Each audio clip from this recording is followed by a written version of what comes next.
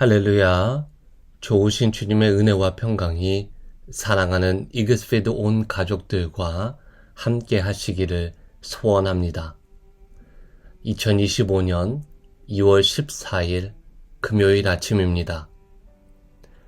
오늘 함께 나눌 하나님의 말씀은 누가복음 3장 1절에서 14절까지의 말씀입니다.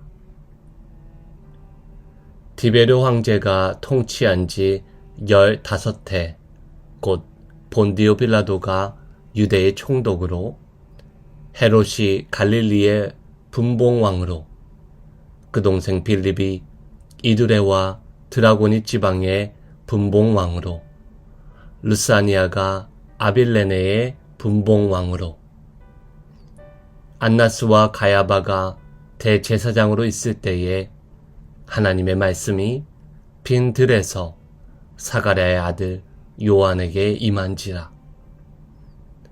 요한이 요단강 부근 각처에 와서 죄사함을 받게 하는 회개의 세례를 전파하니, 선지자 이사야의 책에 쓴 바 광야에서 외치는 자의 소리가 있어 이르되 너희는 주의 길을 준비하라. 그의 오실 길을 곧게 하라. 모든 골짜기가 메워지고 모든 산과 작은 산이 낮아지고 굽은 것이 곧아지고 험한 길이 평탄하여질 것이요 모든 육체가 하나님의 구원하심을 보리라 함과 같으니라. 요한이 세례받으러 나오는 무리에게 이르되 독사의 자식들아, 누가 너희에게 일러 장차올 진노를 피하라 하더냐.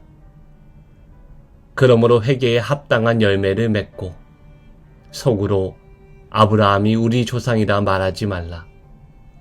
내가 너희에게 이르노니 하나님이 능히 이 돌들로도 아브라함의 자손이 되게 하시리라.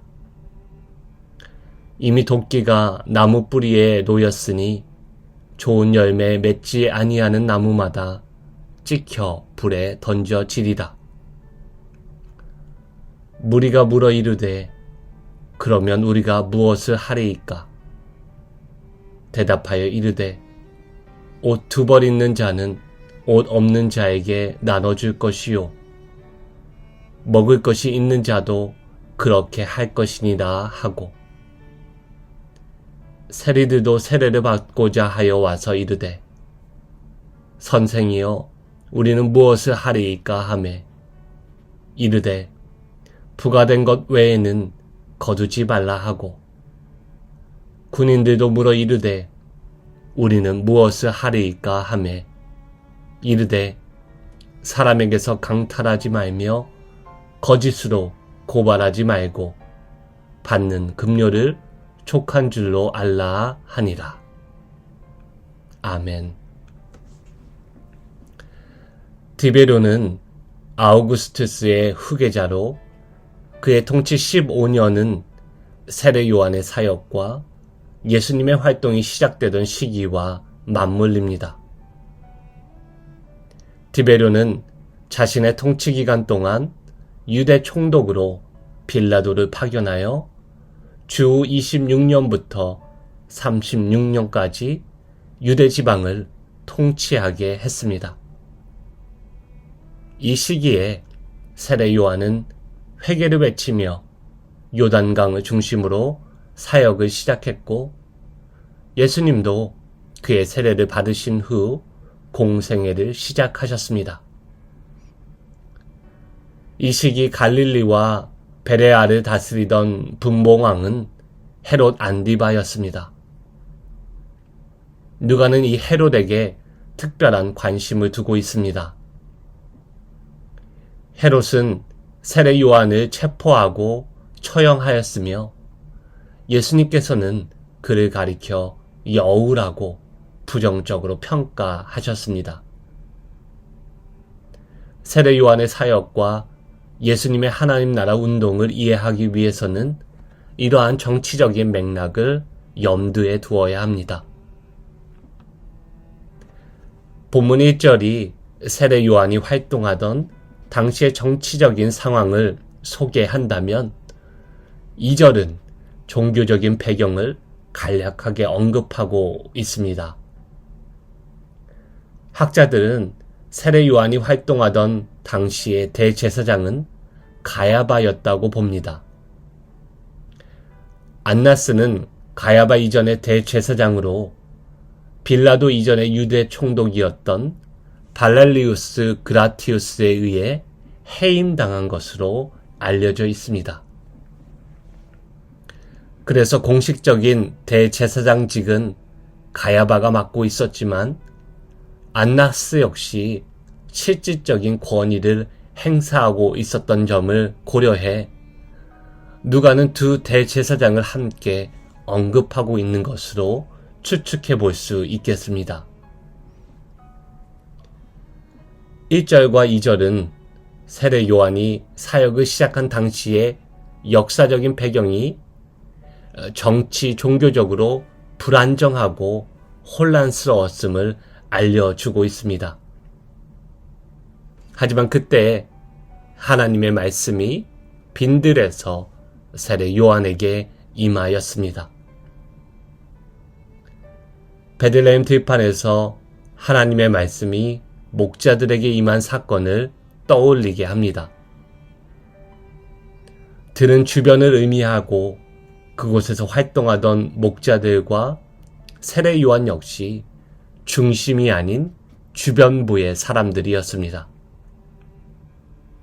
그런 그들에게 하나님의 말씀이 임했다는 것은 하나님 나라의 혁신성과 동시에 보편성을 강조하는 것으로 볼 수 있습니다. 또한 성전 중심의 종교 체제와 대조를 이루는 것으로 광야를 해석해 본다면 하나님의 말씀과의 만남은 외적으로 화려하고 높은 자리가 아닌 겸손한 자리, 낮은 자리에 임하는 것으로 이해할 수 있습니다. 또한 세례 요한은 구약과 신약을 잇는 인물로 우리에게 잘 알려져 있습니다. 구약의 선지자들이 하나님의 말씀을 들은 장소가 다양하겠지만 특별히 들과 같은 장소에서 구약의 몇몇 선지자들이 하나님의 말씀을 받은 사례가 있습니다. 모세의 경우도 그러하고 엘리야도 그러합니다. 아모스 선지자와 에스겔도 들에서 하나님을 만난 선지자들이지요. 오늘 본문 4절에서는 누가는 세례 요한이 선지자 이사야의 예언을 성취한 인물이라고 소개해 줍니다. 세례 요한은 광야에 외치는 소리이자 주님의 길을 예비하기 위해 부름받은 선지자였습니다. 그가 했던 사역은 구약의 엘리야 선지자와 유사한 면이 많습니다. 예수님 역시 이 점을 직접 말씀하셨습니다. 마태복음 11장 14절을 보시면 예수님은 세례 요한을 가리켜 만일 너희가 그를 받을진대 오리라 한 엘리야가 곧 이 사람이라고 말씀하셨습니다. 먼저 세례 요한은 엘리야와 같이 회개를 강조하여 백성들이 하나님께 돌아오도록 촉구하였습니다. 3절을 보시면 요한은 요단강 부근에서 죄사함을 받게 하는 회개의 세례를 전파했다고 누가는 기록하고 있습니다. 물론 그가 베푼 세례는 독창적인 것은 아니었습니다. 유대교에서도 새로 유대교로 들어온 자들이나 정화의식으로 세례를 베풀었습니다. 하지만 세례 요한의 세례는 단순히 종교적인 제의에 머물지 않고 회개를 위한 세례, 즉 회개를 위한 합당한 열매를 맺는 세례를 강조하였습니다. 오늘 본문 후반부인 11절에서 14절 말씀에 이러한 점이 부각된 것을 확인해 볼 수 있습니다. 회개란 두벌옷 가진 사람이 옷이 없는 이들을 외면하지 않는 것이고 부당한 이익에 마음을 빼앗기지 아니하는 것이고 타인의 희생으로 얻어진 풍요를 당연하게 여기지 않는 것이며 권력을 남용하는 일을 단호히 거부하는 것이었습니다. 세례 요한은 이처럼 삶의 변화를 구체적으로 결단하게 하고 변화의 열매를 요구하는 세례를 베풀었습니다. 세례 요한은 또 그가 베풀던 세례의 정신을 따라 부당한 권력에 맞섰습니다. 엘리야가 아합 왕과 이세벨에 맞섰던 것처럼 세례 요한은 부당한 종교적 그리고 정치적 권력을 책망하고 그들을 향해 회개할 것을 강력히 촉구하였습니다. 마태복음 3장의 7절 말씀을 보시면 세례 요한이 바리새인과 사두개인들에게 독사의 자식들아 라고 외치며 꾸짖었다고 기록하고 있습니다.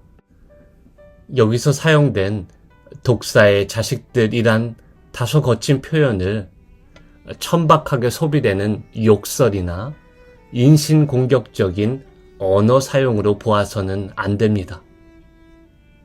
이것은 당시 주변부 인물이었던 세례 요한이 중심에 있던 권력을 가지고 있던 종교적, 정치적인 권력자들을 향해 외친 용기 있는 비판의 소리였으며 부패한 권력을 소유한 사람들에게 회개를 촉구하는 선지자적인 모습이라고 할 수 있습니다.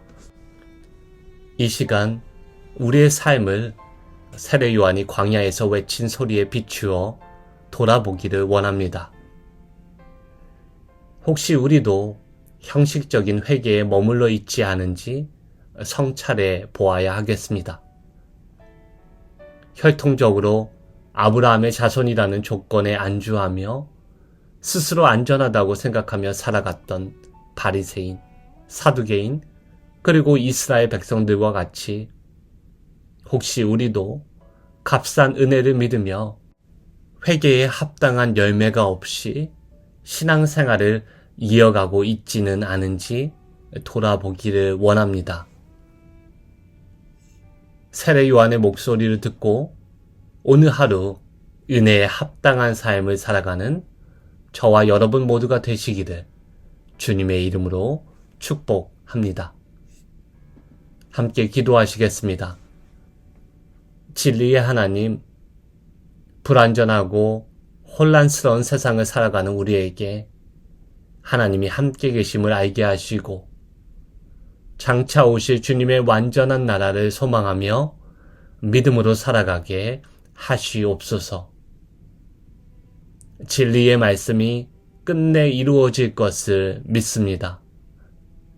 모든 육체가 구원의 하나님을 보게 될 것입니다. 주님의 오심을 고대하며 세례 요한과 같이 주님의 오심을 예비하며 살아가게 하시옵소서. 오늘 우리의 삶이 광야와 같을지라도 그곳에서 하나님의 임재하심을 경험하며 하나님의 말씀을 듣게 하시고 그 말씀에 합당하게 살아가게 하시옵소서. 그리하실 주님의 은혜를 사모하며 기다리며 선하신 우리 주님 예수 그리스도의 이름으로 기도하옵나이다. 아멘. 계속해서 기도를 이어나가시기를 바랍니다. 오늘도 주님의 오심을 예비하며 살아가는 복된 하루 되시기를 축복합니다.